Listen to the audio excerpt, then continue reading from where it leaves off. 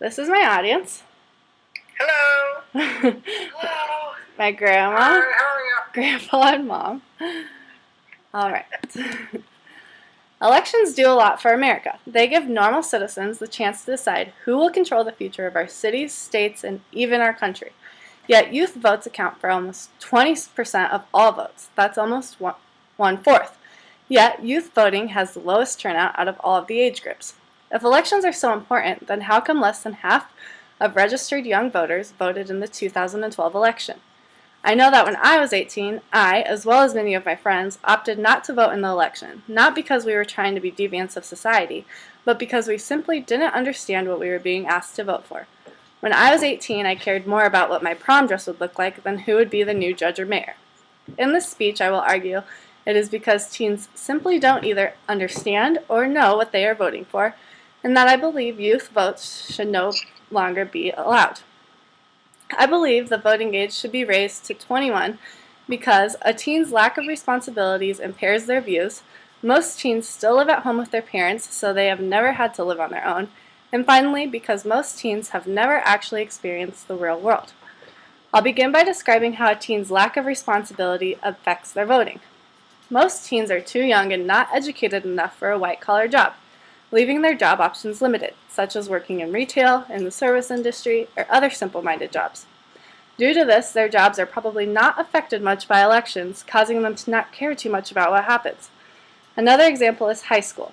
Most 18-year-olds are still in high school, and as we all know from experience, high school means simple classes and lots of friends. More teens are more concerned about the next football game, bonfire, or get-together than they are about politics.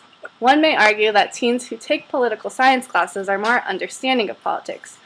While this may be true for a few, it's not necessarily enough to outweigh those who don't understand it.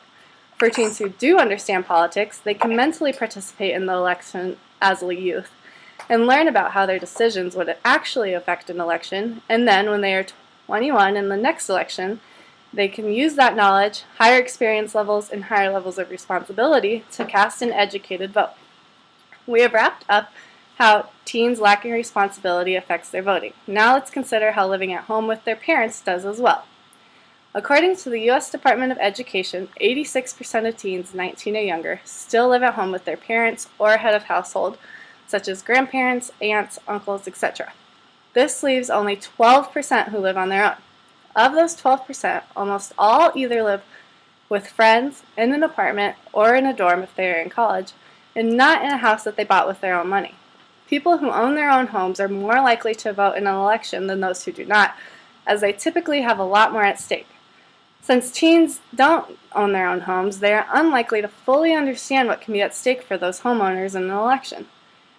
Now we know how a teen living at home with their parents can hinder their voting knowledge. Let's look at how no real-world experience can as well. Teens and youth who work at simple jobs, like I mentioned earlier, typically don't make enough money or own enough assets to owe money come tax time. Thus, they only reap the rewards of paying taxes, like getting a refund every April. Because of this, they are less likely to understand or even care about new tax propositions in elections. Using my 18-year-old self as an example again, I didn't understand why I got taxes taken out of my paycheck, where they went, or what they were used for. I just knew I legally had to pay them. Honestly, I probably would not have even noticed if more or less taxes got taken out of my check. I only filed taxes to get the refund, i.e. I only reaped the rewards. Another example would be insurance. According to healthcare.gov, children can now remain on their parents' insurance until the age of 26.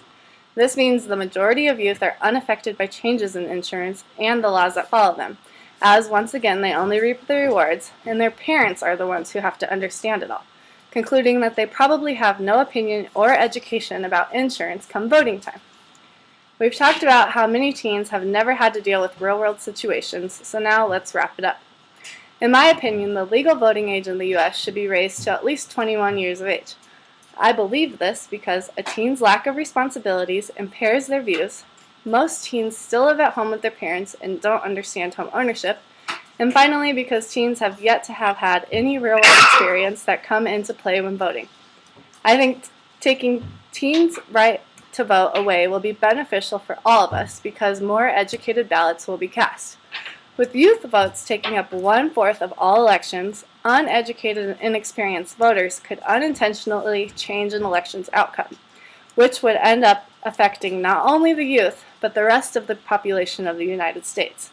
So, do you really want the fate of America to rest in the hands of young voters? And then there's my audience again. Very good. Very good.